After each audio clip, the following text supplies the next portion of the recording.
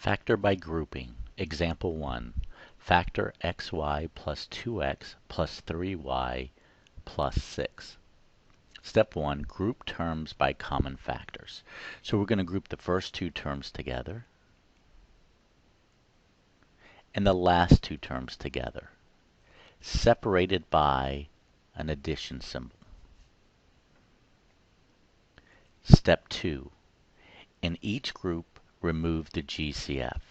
The GCF in the first group is x, so we remove the factor of x, leaving us with y plus 2.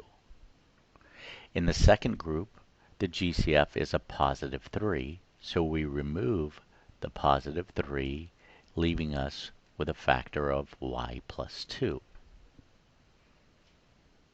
Step 3. Factor the GCF of the polynomial. You'll notice that the factor y plus 2 is common to both terms. That's our GCF. If you've done the problem correctly, these will be exactly the same in all cases. So our GCF is y plus 2, so we remove the factor y plus 2, leaving us with x plus 3.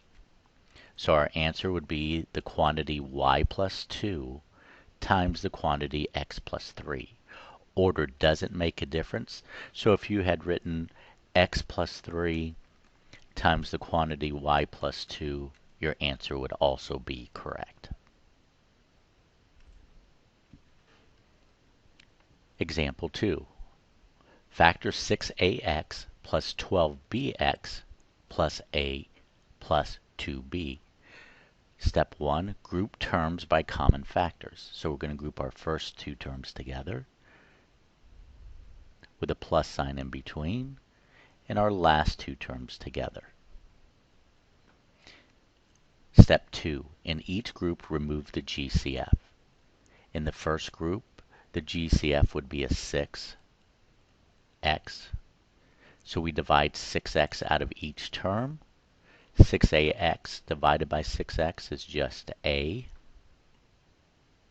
Then a positive 12bx divided by 6x is just a positive 2b. Our second group, since there are no common factors of a and positive 2b, our GCF would just be positive 1. So we remove the positive 1, leaving us with a plus 2b. And again, notice the factors a plus 2b are the same for each term. That's our GCF. And step 3 says factor the GCF of the polynomial. So we remove the factor a plus 2b, leaving us with 6x plus 1. So our answer would be the quantity a plus 2b times the quantity 6x plus 1. Example 3. Factor 3x cubed minus 9x squared minus 2x plus 6. Step 1. Group terms by common factors. So we're going to group the first two terms together with a plus sign in between and group the second two terms together. Step 2. In each group, remove the GCF. So for the first two terms, the GCF would be a 3x squared. When we remove 3x squared from each term, 3x cubed divided by 3x squared would be a positive x, and negative 9x squared divided by 3x squared would be a negative 3. Now in the second group, we remove the GCF of negative 2x plus 6. Now in this case it's a little bit different. Since our third term has a negative sign, we will always remove that negative, and the value that divides into both 2 and 6 in this case, which is 2. So we're dividing a negative 2 out of both terms. So a negative 2x divided by a negative 2 is a positive x. And a positive 6 divided by a negative 2 is a negative 3.